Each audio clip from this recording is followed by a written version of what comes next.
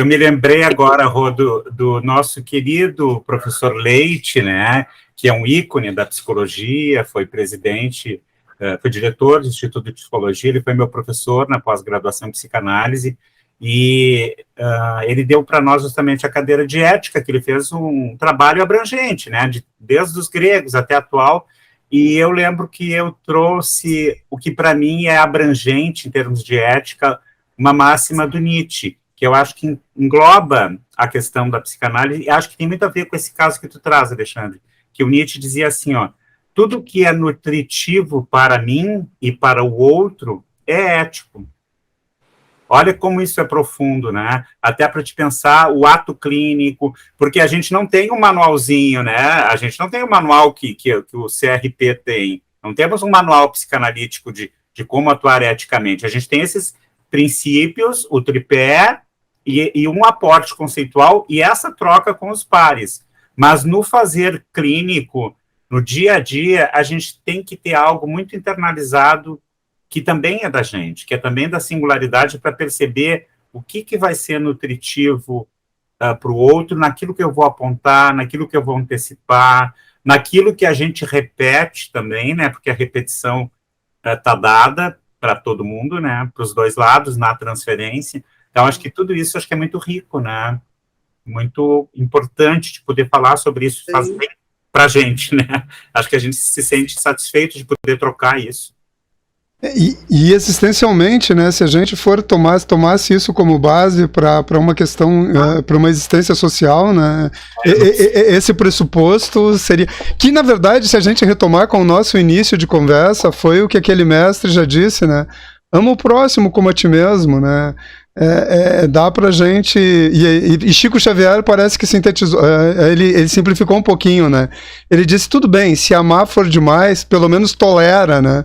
A tolerância já seria uma demonstração de amor nesses tempos de guerra e dessa barbárie onde a gente volta ao primitivismo, né? De nação invadindo nação, né? Porque a gente tem uma economia calcada no armamento bélico e a gente não consegue se livrar disso. Então, essas questões são questões que a humanidade ainda carrega consigo e vai levar durante um bom tempo ainda, né? A pulsão de morte, ela segue muito aliada ao poder, né? Ao poder de gozar com o próprio poder, né? Com o mais para si e que o outro sofra, né? Que é um campo bem sádico também, né? Sim. Pois é, mas o que sempre me chama muito a atenção, só para a gente dar abrir um parênteses aí, é que se eu considero a história da humanidade, né, e ela não é muito grande, a gente não tem períodos longos sem guerras, né? Mas a existência de um ser, hoje se nós reduzíssemos a 100 anos, seria muito. Um ser sem...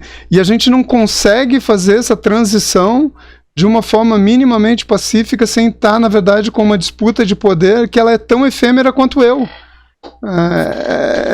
Isso é algo para ir para o divã, pessoal. É algo que tem que ir para o divã. Não, é botar o planeta no divã. Eu acho muito importante a parte que tu faz, abrindo, né? Porque a gente sempre faz isso, a gente fecha e abre, né? Do micro para o macro.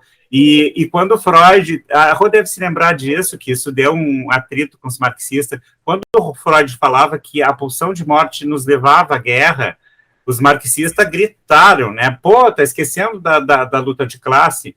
Não, o foco do Freud não era, ele nunca disse que a luta de classe não existe, mas que tem algo que é destigoso, primitivo, com o poder e que se repete no promover a guerra.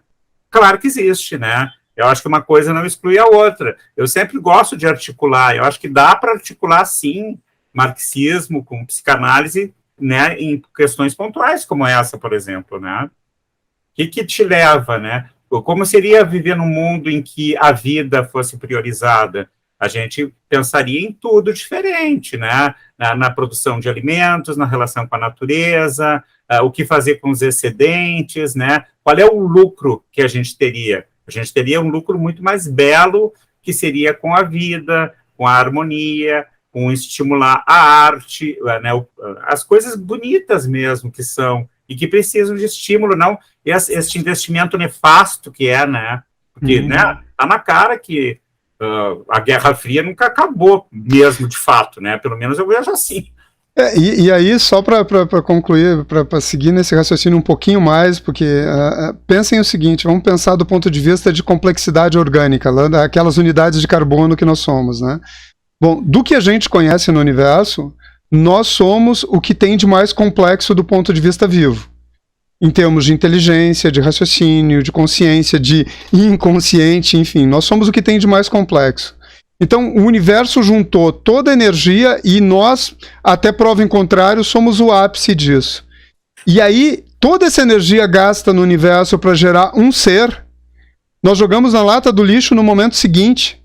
Porque nós ou matamos de fome, ou matamos por guerra, ou matamos... Imagina, pensem do ponto de vista de energia que tem para te gerar esses milhões de átomos se unirem, formarem esse ser com essa alta complexidade, e nós todo dia estamos jogando esse tesouro na lata do lixo. Na lata do lixo, sem dar condições de que isso, na verdade, flua um pouquinho. Eu acho que esse é o exemplo clássico do nosso primitivismo e da nossa incapacidade de conseguir nos situar nesse universo. Inclusive de ver dentro do grão de areia que a gente a importância que a gente tem do ponto de vista de um ser vivo complexo. E só por isso vocês são muito caros para mim. Só por isso todo ser humano é muito caro, porque ele é um investimento de energia, um investimento de entropia para mim ter um ser aí que é inimaginável. E aí nós jogamos todo dia na lata do lixo. Ontem um míssil matou dezenas de soldados e assim vamos. É porque aí está essa dimensão desse gozo, né, que a gente estava refletindo sobre ele, né? Esse gozo com a pulsão de morte, né? Graças a isso é que veio essa pandemia, que ainda não está resolvida, vem ainda uma guerra que envolve o mundo inteiro, né, de uma certa maneira. Então, é a pulsão de morte a que quer das cartas, né? Mas, felizmente, a gente conta com a pulsão de vida, com uma correlação internacional de forças que passam pelo econômico, pelo cultural, pela arte, que se impõe, né, para barrar, né? Porque o Putin, ele podia ter feito já coisa pior, né? Não que seja pouco o que ele está fazendo, mas tem uma hipocrisia, tem uma censura. Lá na Rússia, as pessoas não estão vendo o que eles fazem, eles estão vendo quando eles são rechaçados, né? Existe uma censura, existe uma falta de clareza do que está acontecendo, e é assim, ó, em nome do neonazismo, né? Sempre tem algo assim que justifica uma crueldade tal qual aquilo que tu combate, né? Que é desse gozo.